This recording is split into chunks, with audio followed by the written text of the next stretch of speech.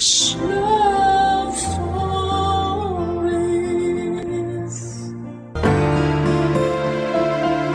May mga bagay na dumarating sa buhay natin na gaya ng apoy, saglit lang na magliliyab, pero mag-iiwan naman po ito ng init na hindi makakalimutan. Mga ala-alang babaguhin ang tingin natin sa magulong mundo. Ikaw, kabarangay, ano ang isang bagay na nagpapainit sa iyong buhay ngayon? Dear Papa Dudut, magandang araw po sa inyo. Wala na po akong ibang mapagkwentuhan ng story ko kaya naisipan ko mag-send po ng sulat sa inyo. Para may share ang isang moment sa buhay ko na forever kong i-cherish. Ako po si Anika, 28 years old at 3 years ago ay nakatanggap ako ng isang balita na bumago sa buhay ko. Dati po akong empleyado ng isang broadcasting company. Napilitan akong tumigil sa trabaho kong yon matapos akong dapuan ng isang sakit. Meron po akong systematic lupus na na-diagnose noong 25 years old ako. Para po sa hindi pamilyar sa sakit ko, ang lupus ay isang autoimmune disease kung saan ay immune system ko mismo ang umaatake sa malulusog na cells at organs ko.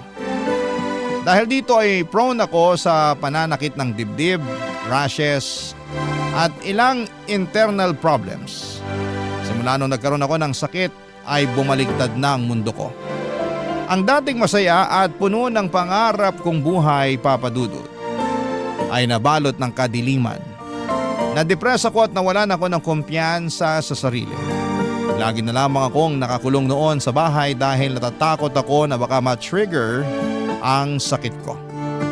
Ang apartment namin kung saan kami lang dalawa ng mama kong si Mariel ang magkasama ang nagsilbi ko ng mundo. Naging sensitive ang katawan ko sa maraming bagay. Tuwing natitrigger ang sakit ko ay nagkakaroon ako ng rashes sa balat at mukha. Sumasakit din ang kasukasuan ko at lagi akong pagod at hirap huminga. Sa mga moments na yon, Papa Dudut, ay para akong nawawala sa katinuan. Sa madaling sabi, impyerno po para sa akin ang sakit ko, Papa Dudut. Isa itong sumpa na hindi gugustuhing maranasan ng sino man.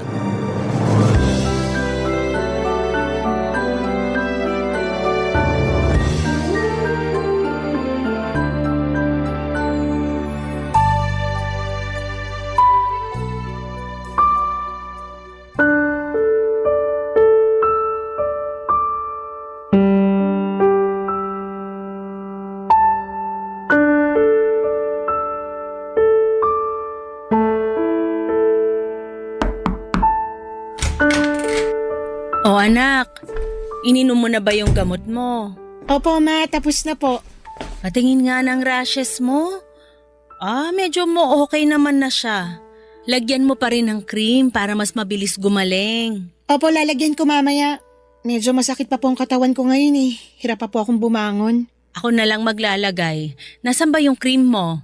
Nandyan po sa may bedside table. Amin na, lalagyan kita ng cream. Nilalagnat ka pa rin ba? Medyo bumaba na po, sinat na lang. Ano na naman ba kasing ginawa mo? Bakit na-trigger na naman yung sintomas ng sakit mo? Hindi ko nga po alam. Di na nga ako lumalabas eh. Nandito na lang ako lagi sa kwarto. Hindi ka naman ba stressed? Ma, simula po nung nagkasakit ako, hindi na nawala yung stress sa katawan ko. O baka naman kinulang ka sa tulog? Baka yun na nga po ang rason. Bantayan mo yung katawan mo, anak. Hindi ka na katulad ng dati na okay lang magpuyat o di kaya malipasan ng gutom. Hindi ka na sinusunod ng katawan mo. Dapat ikaw na ang sumunod sa katawan mo ngayon. Ang hirap po eh. May times na parang ang lakas-lakas ko tapos bigla akong titirahin ng sintomas ko. Ang dami kong gustong gawin pero simula nung nagkasakit ako, wala na akong ibang magawa kundi magtago. Hindi ko nga alam kung anong gusto ng katawan ko ngayon eh. Maya-maya, bigla na lang ako nagkakaroon ng sintomas kahit nakahiga lang naman ako. Nakakapagod, ma. Malalampasan mo rin to. Paano? Wala naman pong lunas sa sakit na to. Wala pang lunas.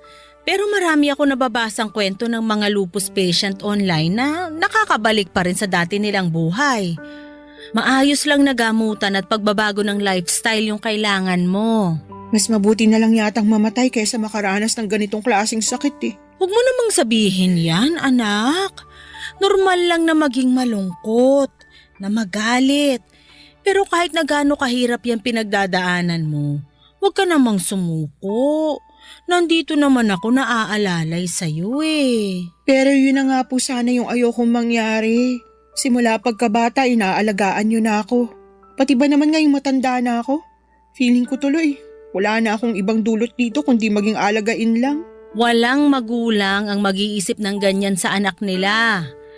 Kung pwede nga lang sana forever kita nga alagaan sa abot ng makakaya ko eh. Mas gugustuhin ko pa yon. Hanggang dito na lang ba talaga ako? Ayoko mamuhay ng ganito, ma. Ang bata ko pa para malimitahan ng ganito. Marami pa akong gustong tuparin sa buhay. At matutupad mo yung mga bagay na yon. Hindi ibig sabihin na porke masakit ka ng ganito katapusan na. Simula pa lang to, kaya kailangan mong bumangon para makapagsimula ka uli. Pero hindi ko alam kung paano ko sisimulan ng buhay na to. Hindi ko pa nga tanggap na ganito na yung kapalaran ko eh. Hindi mo naman kailangang magmadali. Darating ka rin sa puntong matatanggap mo rin ang lahat. Sa ngayon, mag-focus ka muna sa problema. Kilalanin mo uli ang katawan mo para hindi pa balik-balik yung mga sintomas. Babalik ka rin sa dati. Maniwala ka sa akin. Sana nga, mahanap ko pa rin ang sarili ko pagkatapos ng lahat ng nangyari. Yan, ganyan dapat. Huwag kang mawala ng pag-asa. Walang mangyayari kung mananatili kang malungkot. Alam mo, kapag gumaling na yung sintomas mo, maganda siguro kapag maghanap ka ng mapapagkaabalahan. Tulad naman ng ano po? Bagong hobby. Mag-aral ka ng Nihongo. Di ba gusto mo magpunta ng Japan? Pag-aralan mo na yung lengguwahe nila ngayon. Parang hindi na po mangyayari yan eh. Kung ayaw mo, maghanap ka ng madaling trabaho online para may ginagawa ka. Sikat ngayon yung ano bang tawag doon? Yung virtual assistant ba yon? Subukan mo kaya yon. Basta kahit ano na pwede mong pagkabisihan para malibang lang yung utak mo. Sige po, susubukan ko po. O siya, mauna na ako. Magpahinga ka na dyan. Sige po ma, salamat. Good night. Good night din po. Papadudo, totoo naman ang mga sinabi sa akin ni Mama. Kung mananatili akong malungkot, forever akong magiging malungkot. Wala akong ibang choice kundi tanggapin na lamang ang katotohanan at simulan ulit ang bagong buhay ko kasama ang mga adjustment nito. Nung gumaling ang mga sintomas ko ay naghanap ako ng mapagkakaabalahan dahil marunong naman ako sa English at nag-apply ako bilang online tutor para hindi naman ako maging palamunin na lamang sa bahay. Doon ay sinimulan ko na ang pagtanggap sa bago kong kapalaran. Mahirap man ay sinubukan kong mabuhay ulit kahit na limitado na lamang ang bawat galaw ko. Sa mga sumunod na taon ay wala akong ibang ginawa kundi ang matulog, kumain at umarap lamang sa computer para magtrabaho. Hanggat maaari ayaw ko nang lumabas ng bahay dahil sa takot na matrigger ulit ang sintomas ng sakit ko. Sobrang sensitive kasi ng katawan ko, Papa Dudut. At maraming bagay ang nakakapag-trigger sa sakit ko. Katulad na lamang ng araw. Bawal akong maarawan dahil nagkaka-rashes ako. Bawal din akong malipasan ng gutom o mapuyat. Bawal ma-stress. Bawal din akong makihalubilo sa mga tao dahil madali lamang akong dapuan ng sakit. Bawal nga rin po kaming magkaroon ng aso sa bahay. Kailangan ko ring umiwas sa mga pagkain na makolesterol. Mataas ang sodium, matatamis, at pati red meat ay kailangan kong iwasan. Lahat ng adjustment na yon ay sinunod ko kaya simula noon ay yun na po ang naging bagong buhay ko. 2 taon ang kinailangan ko para masanay sa bago kong routine. Kahit na sobrang bored na ako sa apartment noon ay wala akong ibang magawa kundi ang libangin na lamang ang sarili ko. Hanggang sa isang araw, ang boring kong buhay ay nakulayan sa pagdating ng bago naming kapitbahay, Papa Dudut.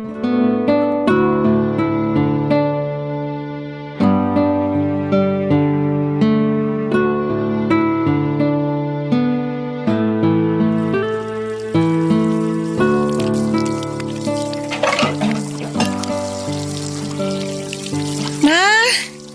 Ma! Ma, nasan ka? O anak, bakit? Nandito ako sa kusina. Ano yon?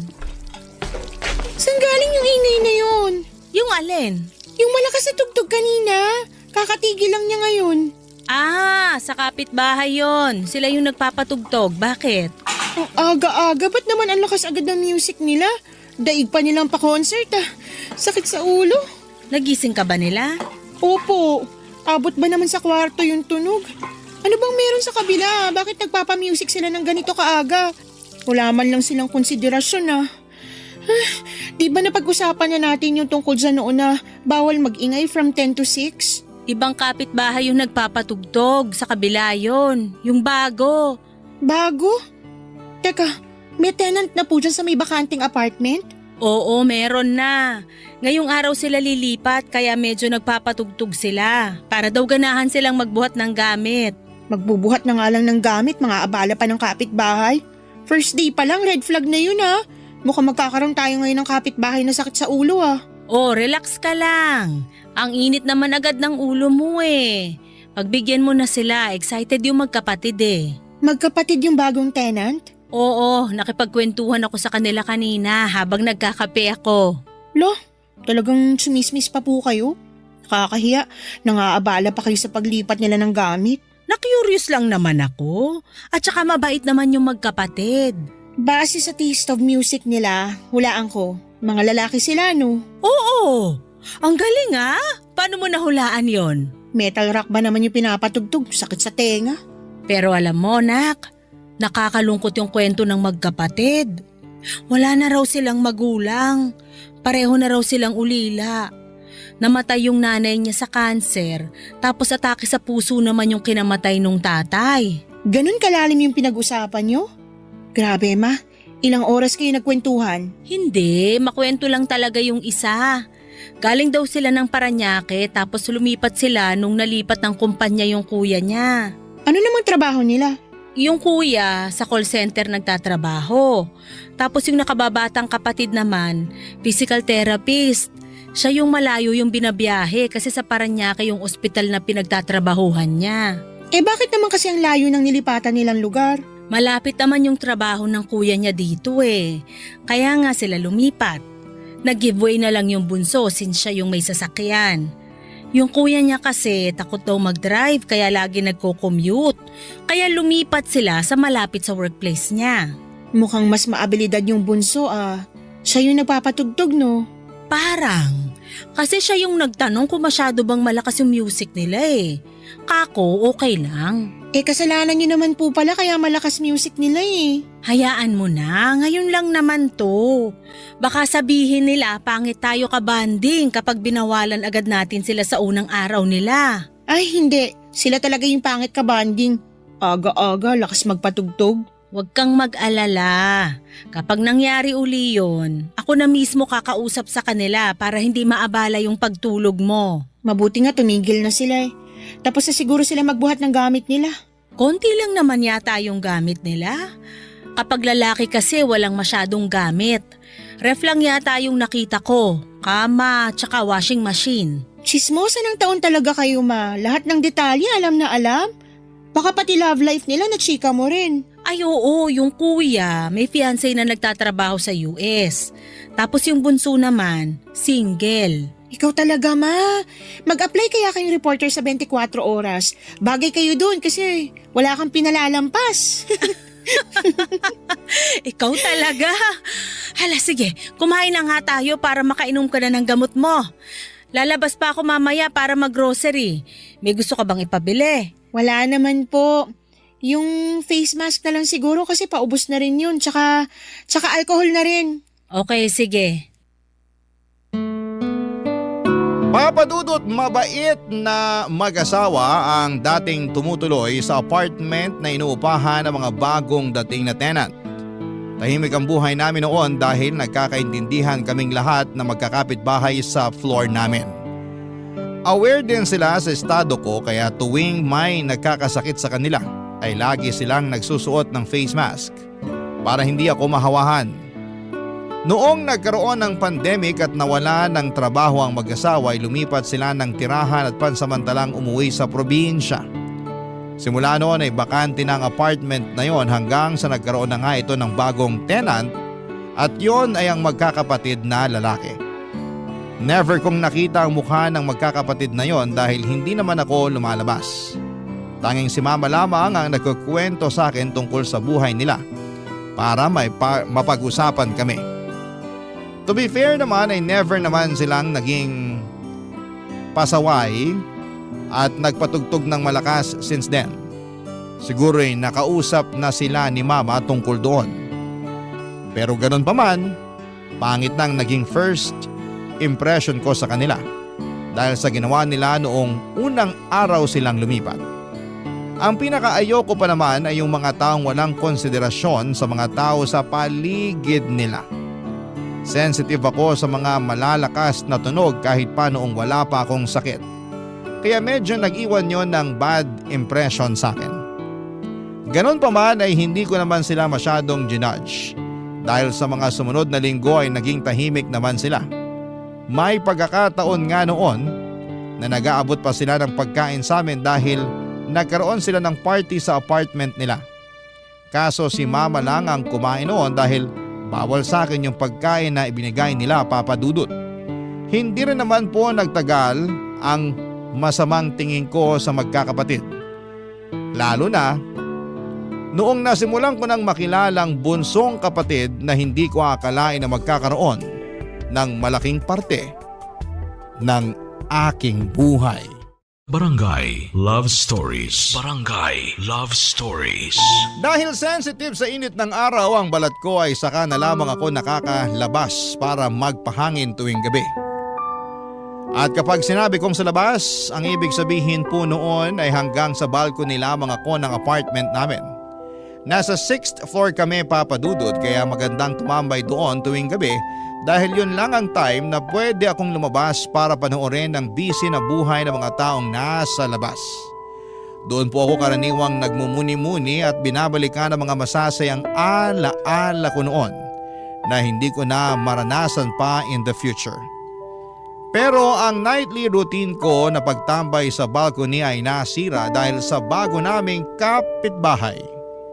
May isang time kasi na habang nasa balcony ako ay may lumabas din na lalaki sa katabing balcony para manigarilyo. Agad-agad akong pumasok sa loob para hindi ko malanghap ang usok noon. Bawal po kasi ako makalanghap ng anumang klase ng usok dahil natitrigger ang sintomas ng sakit ko. Sobrang inis ako noon dahil kada lumalabas ako ng gabi ay sakto ring lumalabas sa balcony nila yung lalaki. Sa dami naman kasi ng pwedeng maging kapitbahay ay yung smoker pa ang napunta sa amin. May isang gabi noon, Papa Dudut, bago ako lumabas para magpahangin ay sumili pa ako sa katabing balcony namin. Walang ilaw doon. Ibig sabihin ay walang tao. Na-excite ako dahil finally ay magkakaroon na rin ako ng time para sa sarili ko. Paborito ko kasing pinapanood yung buwan at mga bituin sa langit dahil nakakakalma sila. Para bang sila ang karamay ko sa pinagdadaanan ko. Nakaka-clear ng utak kapag nakatingala lamang ako sa langit at dinadamdam ang malamig na simoy ng hangin. Lumabas ako ng balcony at pumwesto sa favorite spot ko pero wala pa man ding 1 minute ay napatalon ako mula sa kinakaupuan ko ng biglang isang boses ang narinig ko mula sa kabilang balcony, Papa Dudut.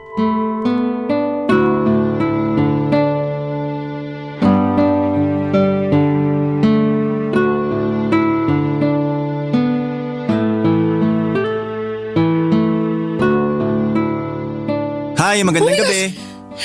May tao ba dyan? Ay, sorry. Nagulat ba kita? Nasaan ka? Hindi kita makita. Wait lang. Bubuksan ko yung ilaw. Ayan, kita na ba? May tao pala. Nagulat naman ako. Anong ginagawa mo dyan sa dilim? Wala naman. Tumatambay lang. Okay, tambay well. Papasok na ako sa loob. Sandali lang. Papasok ka na? Kalalabas mo pa lang ah. May sinilip lang ako. Hindi nga. Kasi napapansin ko, parang lagi mo akong iniiwasan.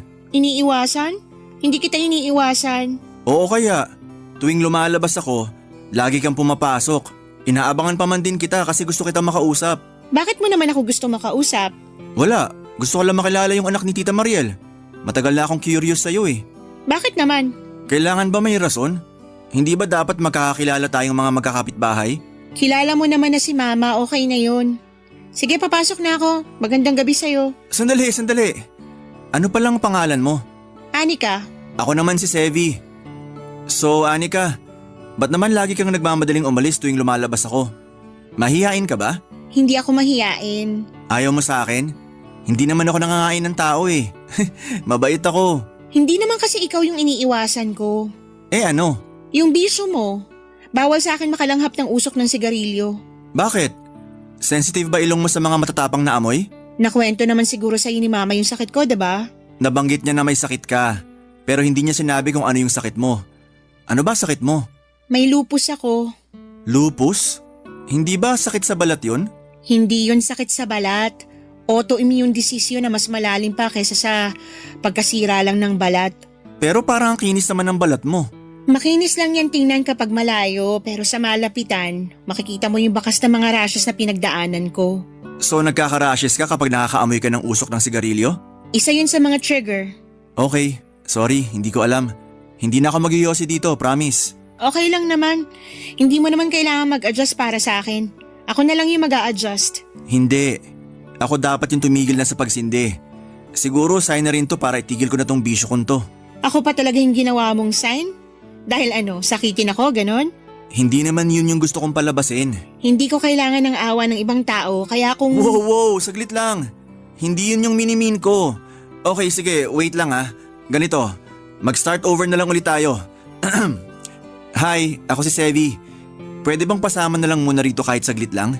Promise, hindi ako magsisindi para hindi masira yung gabi mo. Pero kung ayaw mo nang may kasama, ako na lang yung aalis. Okay, sige. Dito na lang muna ako. Ayan. Salamat ah. Malungkot yung mag-isa lang eh. Gusto ko yung may kausap ako. Eh yung kuya mo, bakit hindi siya yung kausapin mo? Nasa trabaho yon. Ikaw, wala ka bang trabaho? Meron, pero mamayang umaga pa yon. Di pa ako makatulog eh. Ikaw, baka may work ka. Meron, pero bukas pa yun ng hapon. Nagtututor ako ng English sa mga bata online. Wow! So spokening dollars ka pala? Hindi naman. Marunong lang talaga ako sa English. Foreigner ba yung mga tinuturuan mo? Oo, usually mga bata from Korea. Wow! Maiba tayo. Ilang taon ka nang may lupus? Na-diagnose ako ng 25 years old ako. Ilang taon ka na ba ngayon? 27. So 2 years ago lang? Oo, ganun na nga. Bago pa lang tong sakit ko. Ikaw naman, ilang taong ka na? 30 na ako. Talaga? Oo, hindi ba halata? Laging sinasabi sa akin yan eh. Mukha raw akong bata compared sa age ko. Totoo naman, young looking ka. Ay, kinilig naman ako doon. Ikaw rin naman, maganda ka. Alam mo, gusto ko pa sana magstay dito kaso medyo paggabi na rin eh. Mauna na ako sa'yo ah. Aalis ka na? Kailangan ko pang uminom ng gamot. Ganun ba? O sige, good night. Papadudod average height lamang si Sevi. Malayo siya sa ini-imagine kong itsura na medyo may angst na rakista ang datingan. Nagbase lamang kasi ako noon sa taste niya sa music. Lagi kong naririnig na nagpapatugtog siya ng metal rock kaya ganon ang na-imagine kong itsura niya. Pero sa totoo lang ay good looking si Sevi at bilugan ang mukha niya, chubby cheeks at mabungis-ngis. May kaunting pagkakahawig siya kay Michael Sager ng PBB. Bukod sa magandang itsura, maganda rin naman ang personality nito. Bibo siya at madali lang siyang kausap dahil charismatic siya kapag nakikipagkwentuhan. Simula noong nalaman niya ang sakit ko ay mas naging maingat na si Sevi. Nagsusuot na rin siya ng face mask kapag kinakausap ako dahil ayaw niyang mahawaan niya ako ng virus, lalo na't sa ospital siya nagtatrabaho. Ang first impression ko sa kanya noon ay inconsiderate. Pero agad na napalitan yon. Protective siya at caring. Dahil na rin siguro sa trabaho niya bilang physical therapist. Hindi rin po siya judgmental. Akala ko nga ay lalayuan na niya ako once na nalaman niya na may lupus ako. May stigma kasi sa mga tulad namin na akala ng mga tao kapag may lupus ay nakakahawa na ito. Hindi nakakahawa ang lupus, Papa Dudut. Wala pang malinaw na rason kung papaano ito nakukuha. Maaring genetics ito o di kaya'y dahil sa mga environmental triggers. Simula nung naging close kami ni Sevi ay palagi na niya akong sinasamahan sa balcony para may kakwentuhan ako. Gabi-gabi siyang nagkukwento sa akin kung paano ang naging araw niya sa trabaho na siyang gustong gusto ko dahil matagal na akong hindi nakakalabas ng bahay. Minsan, nagsasabihan din kami ng mga sikreto at personal issues sa buhay. Mas nakilala ko po si Sevi. Isang gabi nung sa wakas ay nag-open up na siya sa akin tungkol sa kanyang personal na buhay, Papa Dudut.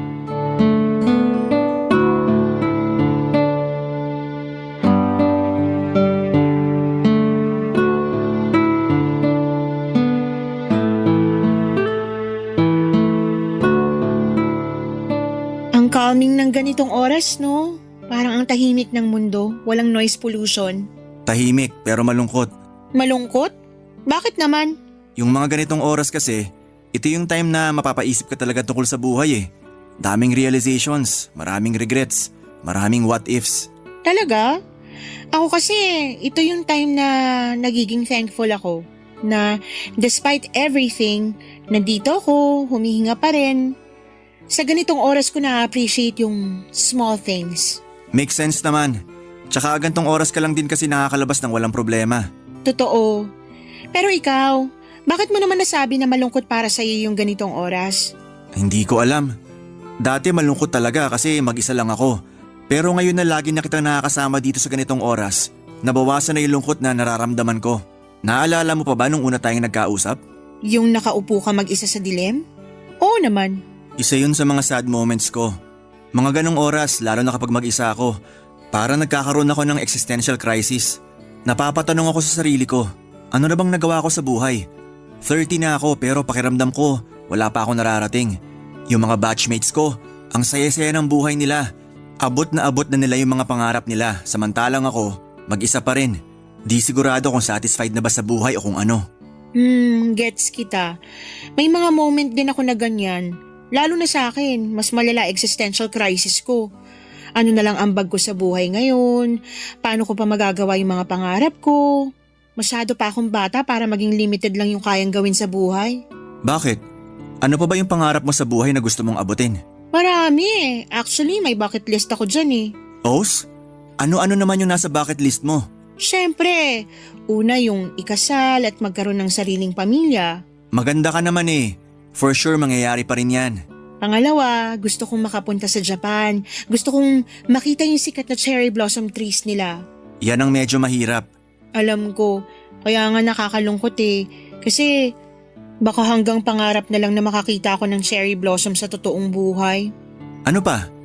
Ano pa yung mga nasa bucket list mo? Yung iba, mga simpleng bagay na lang tulad ng prom night. Prom night? Oo, never pa ako naka-attend ng prom. Kapag nanonood ako ng pelikula, naiinggit ako sa mga prom scenes kasi parang ang sarap ng feeling na may kasayaw ka tapos sweet at nakakakilig pa yung music. Wala ba kayong JS prom noon? Meron naman pero hindi ako naka-attend. Bakit naman? Nagkasakit ako. Talaga palang sakitin ka na kahit noon pa. Oo, parang naging foreshadowing na nga yun na ganito pala magiging buhay ko ngayon.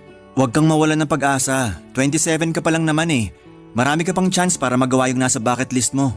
Pareho lang kayo ng sinasabi ni Mama. Ang hirap kaya umasa. Okay na yung tanggapin ko na lang na hanggang dito na lang ako. Don't lose hope, sabi nga nila. Kasi sa totoo lang, may pag-asa ka pa naman talaga eh.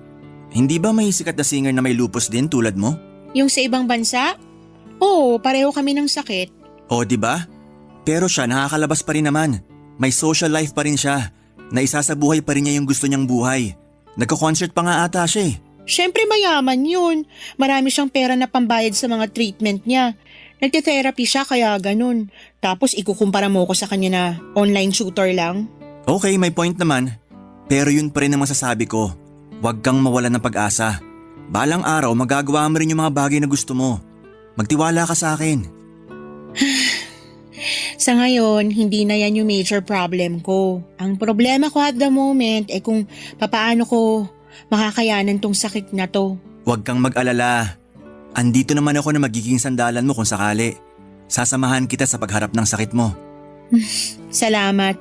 Actually, malaking tulong na tong ginagawa mo eh. At least may bagong tao akong nakakausap maliban sa mama ko. Iba pa rin kasi talaga yung feeling na kausap mo ng harap-harapan yung tao kaysa magka-video call lang kayo eh. Basta kung kailangan mo na makakausap, isang tawag mo lang sa akin, to the rescue na ako. Salamat. Wala yun. Ikaw pa ba?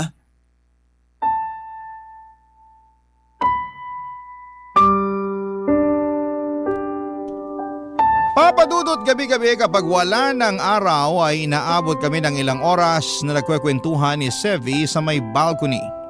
Kung dati wala akong inaabangan sa bawat araw ko, noong nakilala ko si Sevi ay lagi na akong excited na sumapit ang gabi para makausap ko siya. Kahit papaano ay nagkaroon na ng thrill ang dating boring na buhay ko dahil sa kanya. Akala ko nga po noon ay hindi ko na mararanasan ang ganong klase ng saya. Pero sa tulong ni Sevi ay natuto ulit akong tumawa at magsaya na para bang wala ng bukas. Dahil sa kanya na-enjoy ko ulit ang buhay ko sa kabila ng sakit ko. Nang dahil sa kanya ay natuto ulit akong mangarap at magkaroon ng pag-asa. Sobrang saya ko nga noon. At maging si mama dahil nakikita na niya ulit akong ngumingiti. Dumating nga sa puntong itinuring na rin niyang parang pangalawang anak si Sevi. Tuwing hapunan ay nagluluto siya ng extra food para sa kanya. Karaniwan kasi ay puro ordered na pagkain na lamang ang kinakain ni Sevi tuwing gabi pagkagaling niya sa trabaho dahil mag-isa lang naman siya madalas. Pagsapit kasi ng gabi ay sa trabaho na kumakain ng kuya niya. Kaya para may kasalo ay sabay kaming kumakain ng hapunan ni Sevi sa may balkonahe. Bilang kapalit ng pagiging mabuti ni mama kay Sevi ay isang pakulo ang naisip nito para sa akin. Gusto niyang gawin namin ang mga nasa bucket list ko. Nung una ay tinawanan ko lamang yung ideya na yon dahil feeling ko ay hindi namin magagawa ang mga bagay na yon. Pero nagulat ako papadudot dahil may itinatagong diskarte rin pala si Sevi papadudot. Barangay Love Stories. Barangay Love Stories. Papadudot, hindi ko ine-expect na kayang-kaya palang gawin ni Sevi ang ilan sa mga nasa bucket list ko. Ang unang ginawa namin ay sabay kaming nakinig ng audiobook ng mga librong gusto kong basahin. Gumawa rin siya ng improvised na projector screen para makapag-movie marathon kami sa mismong balkonahe ng kanya-kanya naming apartment. Isa kasi yon sa mga miss ko nang gawin, ang manood ng sine. Na-excite ako sa mga pakulong ginawa ni Sevi para sa akin noong time na yon. Lagi kong inaabangan kung ano nga ba ang mga nasa bucket list ko ang kaya niyang gawin, lalong-lalo na yung tungkol sa cherry blossom sa Japan na gustong-gusto kong maranasan. Kung noon ay nagdududa ako sa kakayahan niya, noong time na yun ay tiwala na ako sa kanya na magagawa niya ang mga bagay na nasa bucket list ko. Hanggang sa dumating na nga ang araw na inaabangan ko. Nasa trabaho pa lamang siya noon nung minessage niya akong kailangan ko raw maghanda ng magandang damit dahil lalabas kami. Ang akala ko noon ay sa balcony lamang namin gagawin yon dahil ang definition namin sa labas ay hanggang sa balcony lang. Pero nagulat ako noong totoong ilalabas pala ako ni Sevi. Hindi ko nga inaasahan na papayag si mama sa ideyang yon ni Sevi dahil super protective ni mama sa akin simula noong nagkasakit ako. Pero katulad ko ay malaki na rin siguro ang tiwala niya kay Sevi kaya pumayag siya sa plano nito. Pagsapit nga po ng alas 8 ng gabi for the first time ay nagpapasok si mama ng tao sa bahay, walang iba kundi si Sevi, Papa Dudut.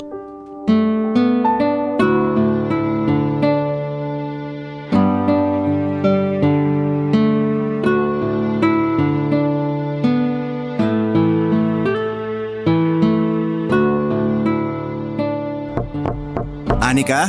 Oh, ayan na si Sevi! Anika! Andito na si Sevi. Ready ka na ba dyan? Wait lang po, nagbibihis pa lang po ako. Pakisabi 3 minutes. Okay, sige. Papasukin ko na siya, ha?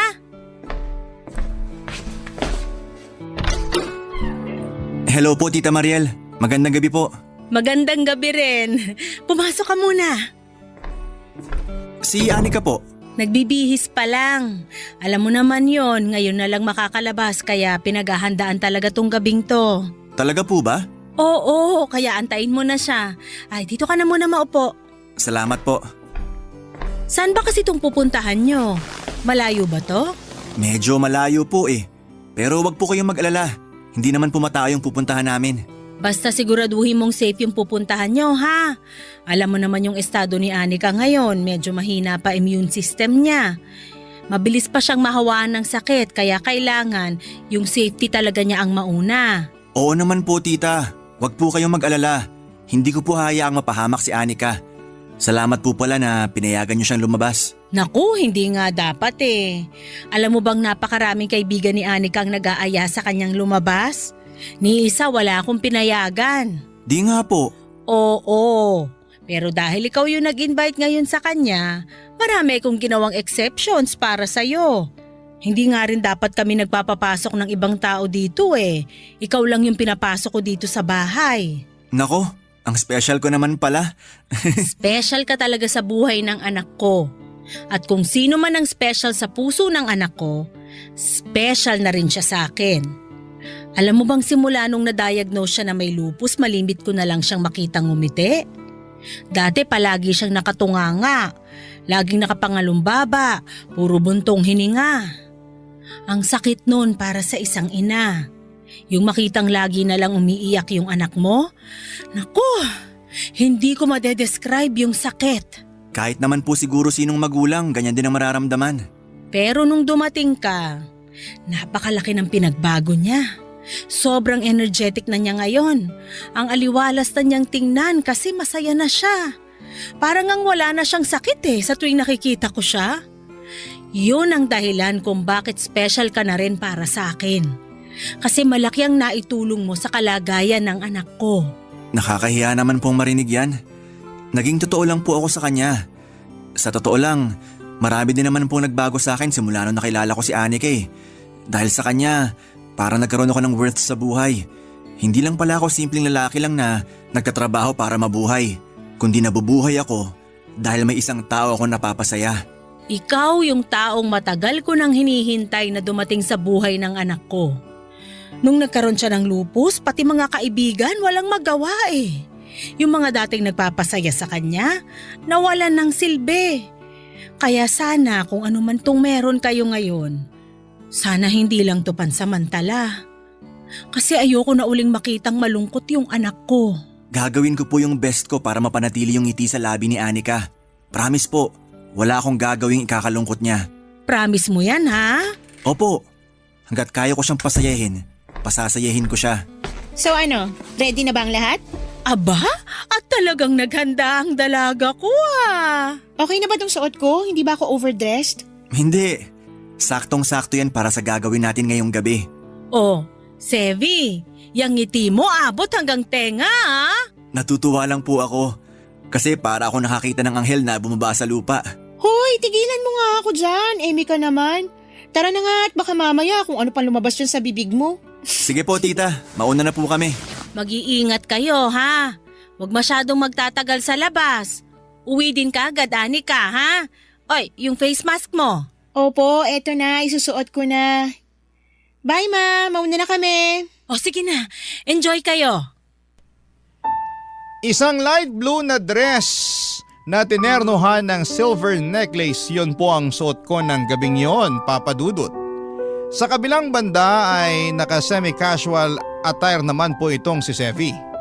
Sobrang tikas niya sa suot niyang puting button-down shirt at black pants na kinumpleto ng suot niyang sneakers. Gamit ang motorbike nito ay nag-drive kami patungo sa isang secret spot na ilang araw nang binabanggit sa akin ni Sevi. Habang binabagtas namin ng kalsada ay halos mangilid ang luha ko sa loob ng helmet na suot ko. Na-miss ko kasi ang ganong feeling na malaya, nasa labas at dinadama ang malamig na hangin. Hindi nagtagal ay nakarating din kami sa lugar kung saan ako sosorpresahin ni Sevi. Malayo pa lang ay alam ko na kung anong parte ng bucket list ko ang gusto niyang gawin. Yon ay ang maranasan ng cherry blossoms sa Japan. Wala po kami sa Japan, wala ring cherry blossom sa lugar na pinuntahan namin. Pero bumaba kami sa tapat ng isang puno na tinatawag nilang flame tree. O sa ibang tawag ay caballero tree. Para itong hugis payong na puno kung saan ay nangingibabaw ang magkahalong pula, kulay kahel at dilaw na bulaklak nito. Para itong cherry blossom, kaya yung flame tree na ang naging sarili naming version ng cherry blossom ni Sevi. Sa ilalim ng punong yon ay naglabas si Sevi ng speaker at nagpatugtog siya ng isang love song. Hiningi niya ang kamay ko at nagsayaw kaming dalawa para kaming nasa prom noon at walang pake sa mga dumadaang mga sasakyan sa paligid namin. Papadudod para ako nasa isang magandang panaginip ng gabing yon, isang panaginip kung saan ay ayaw ko nang magising. Pero katulad ng mga panaginip ay kailangan din nating magising kahit gaano pa ito kasaya. Papadudod.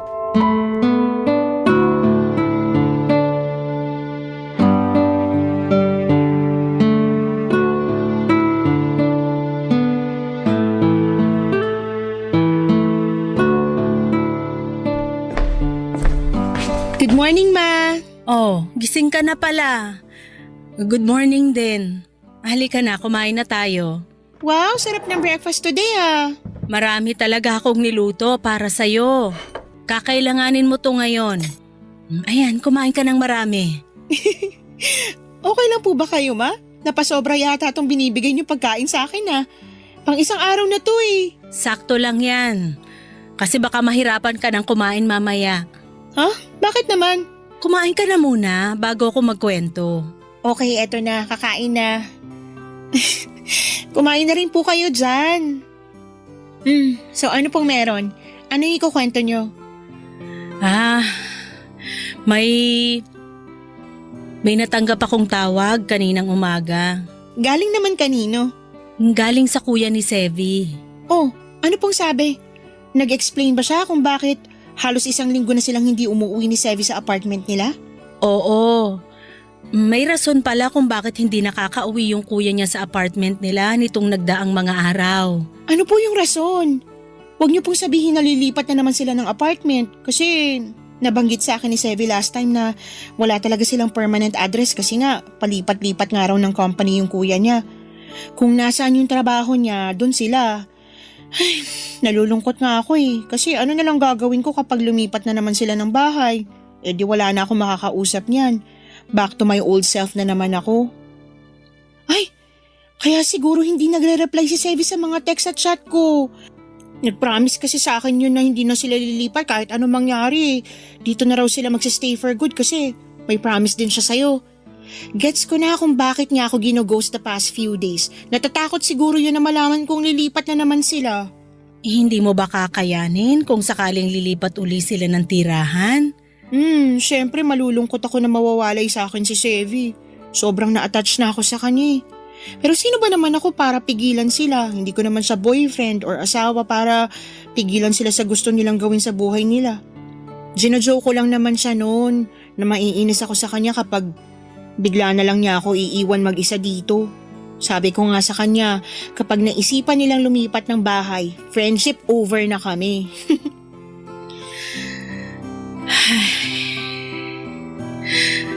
Anak, hindi sila lilipat ng bahay. Ah, hindi? Mabuti po kung ganun. Pero bakit daw ilang araw na silang hindi umuwi sa apartment nila? Hindi rin ako nire-replyan ni Sevi. Alam kong busy siya sa ospital kasi understaff sila at saka nitong nakaraan palagi siyang OT. Pero grabe naman yung wala siyang paramdam until now. Nasa ospital sila kaya hindi sila nakakauwi rito. Hala, bakit po? Na paano yung kuya niya? Hindi yung kuya niya yung na-ospital, kundi si Sevi mismo. Ano? Bakit daw po siya na ospital? Hindi nakaka-reply sa'yo si Sevi kasi 1 linggo na siyang nakaratay sa ospital. Naaksidente raw siya sa motor habang pauwi galing trabaho. Kumusta na daw po siya? Okay na ba siya? Malala ba yung lagay niya? Sandali, tatawagan ko yung kuya niya. Anika, wala na si Sevi.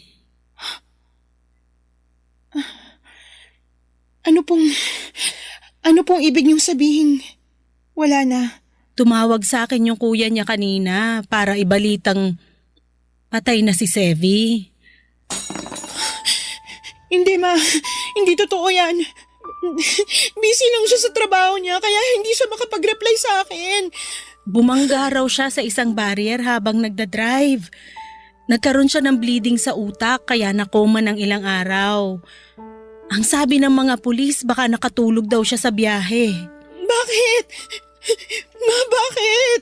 I'm sorry, nak. Ayaw kong sirain yung araw mo pero kailangan mong malaman yung totoo.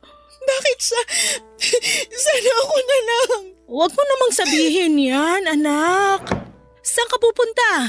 Sa balcony. Baka nasa balcony lang siya nag-aantay. Anak, mataas na yung araw. Hindi ka pwedeng maarawan. Ma, please. Gusto ko siya makita. Hindi totoo to. Hindi siya pwedeng mamatay.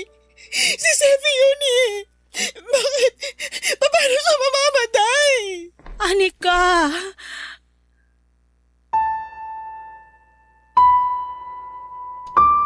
Ang pinakamasakit na klase ng pagmamahal ay yung halos nandyan na.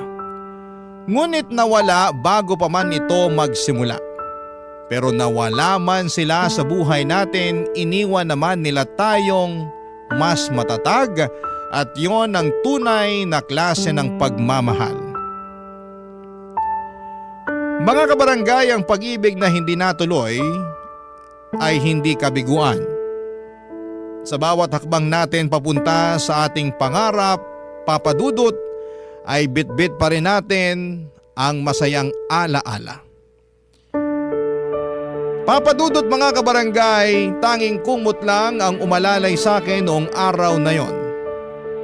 Nakataklob sa akin ng isang kumot na para bang maililigtas ako nito mula sa sakit na nararamdaman ko. Walang oras na hindi tumigil ang pagpatak ng mga luha ko. At may mga pagkakataon na nakakatulugan ko ng pag-iyak pero tuwing bumabalik ako sa kamulatan ay agad na binabalot ng lungkot ang aking puso. Papadudod sa pagkawala po ni Sevi, isang bagay ang napagtanto ko. Masyadong espesyal ang buhay ko para lang magtago ako sa isang sulok at habang buhay nakatatakutan ang sakit ko. Sa unang araw po ng burol ni Sevi, ang ginawa ko ay lumabas ako ng bahay nang walang pakialam kahit matrigger pa ang sintomas ng sakit ko. Kahit magkaroon pa ako ng rashes o manghina ang katawan ko, wala pa rin tatalo sa sakit na nararamdaman ng puso ko sa pagkawala ni Sevi. Kahit masama ang pakiramdam, kahit maraming tao, nanatili ako sa tabi ni Sevi at sa huling araw niya sa mundo.